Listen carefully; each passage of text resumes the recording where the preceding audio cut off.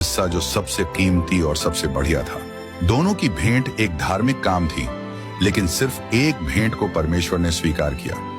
Bible में लिखा है कि परमेश्वर ने हाबिल और उसकी भेंट को पसंद किया, लेकिन कैन की भेंट को वैसी विश्वास नहीं मिली। अब सवाल यह उठता है, परमेश्वर ने एक की भेंट को क्यों स्वीकार किया और दूसरे की क्यों नहीं? क्या वजह सिर्फ भेंट में थी या फिर कुछ ऐसा था जो देने वाले के दिल में छुपा था? बहुत से लोग मानते हैं कि बात इस पर नहीं थी कि क्या चढ़ाया गया, बल्कि इस पर थी कि कैसे चढ़ाया गया। हाबिल की भेंट सबसे बेहतरीन थी, बहुत ध्यान से चुनी गई, आदर और श्रद्धा के साथ दी गई और सच्चे प्यार से भरी हुई। वहीं कैन की भेंट भी एक योगदान तो थी, लेकिन उसमें वैसी खासियत नहीं थी। क्या हो सकता है कि परमेश्वर शुरू से ही इंसानों को यह सिखा रहे थे कि सच्ची उपासना सिर्फ एक रस्म नहीं होती, बल्कि वो दिल से निकलने वाला बलिदान होता है। कैन का दिल, जो पहले घमंड से भरा था, अब धीरे धीरे निराशा में बदलने लगा। अस्वीकार किए जाने की चुभन जलन में बदल गई और उसका चेहरा शर्म से झुक गया। परमेश्वर ने उसके अंदर उठते तूफान को देखा और करुणा से भरकर उन्होंने उसे चेतावनी दी, एक प्रेम भरा सवाल पूछते हुए, तू गुस्से में क्यों है? तेरा चेहरा क्यों उतर गया है? उत्पत्ति अध्याय 4, 6 से 7 में परमेश्वर ने कहा, अगर तू सही करेगा तो क्या तू स्वीकार नहीं किया जाएगा? लेकिन अगर तू सही नहीं करेगा तो पाप तेरे दरवाजे पर घात लगाए बैठा है। वो तुझ पर अधिकार पाना चाहता है, पर तुझे उस पर काबू पाना होगा। ये सिर्फ चेतावनी नहीं थी, ये एक मौका था पश्चाताप का। लेकिन क्या कैन सुनेगा? समझने या सुधार की कोशिश करने के बजाय कैन ने अंधकार को अपने अंदर और बढ़ने दिया।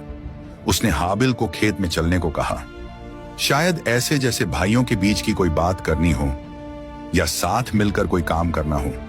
कोई गवाह नहीं था वहां, मां बाप की नजरों से दूर और परमेश्वर की आवाज से भी दूर। कुछ ऐसा हुआ जो अब कभी वापस नहीं बदला जा सकता था।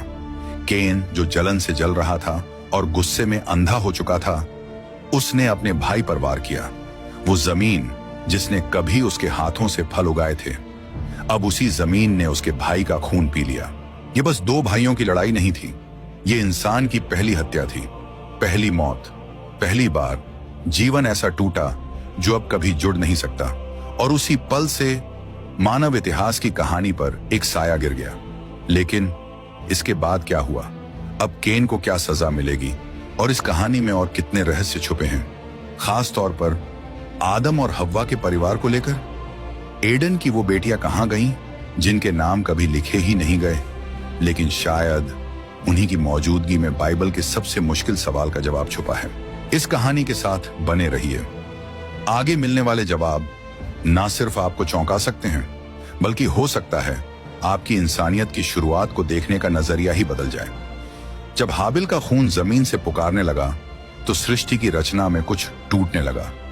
एडन की मासूमियत तो पहले ही बिखर चुकी थी, लेकिन अब इंसान और भी गहरे अंधेरे में उतर चुका था। एक भाई ने अपने ही भाई की जान ले ली थी, और फिर भी इतना बड़ा पाप करने के बाद भी कैन ने पश्चाताप नहीं किया।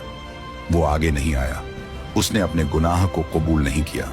उसने चुनी चुप्पी, उसने चुनी छल और झूठ। लेकिन परमेश्वर, जिसकी नजर सब कुछ देखती है और जिसकी आवाज को कोई नहीं रोक सकता, वो खुद कैन के पास आए और एक सवाल पूछा जो आत्मा की खामोशी में बिजली की तरह गूंज उठा, तेरा भाई हाबिल कहां है? यह नहीं था कि परमेश्वर को पता नहीं था, यह तो एक परीक्षा थी, एक दिव्य मौका कि कैन सच्चाई को मान ले, अपने गुनाह को कबूल कर ले और साफ दिल से बोल दे कि उसने क्या किया है। लेकिन सच्चाई की जगह कैन का जवाब अहंकार और बगावत से भरा हुआ था। मुझे नहीं पता, क्या मैं अपने भाई का रखवाला हूं? क्या आप महसूस कर सकते हैं इन शब्दों में कितनी ठंडक है? क्या आप सोच सकते हैं ऐसे शब्द उस परमेश्वर से कहे जा रहे हैं जिसने खुद आपको और आपके भाई दोनों को जीवन दिया? ये जवाब सिर्फ अपराध बोध नहीं दिखाता, ये कुछ और गहरा था।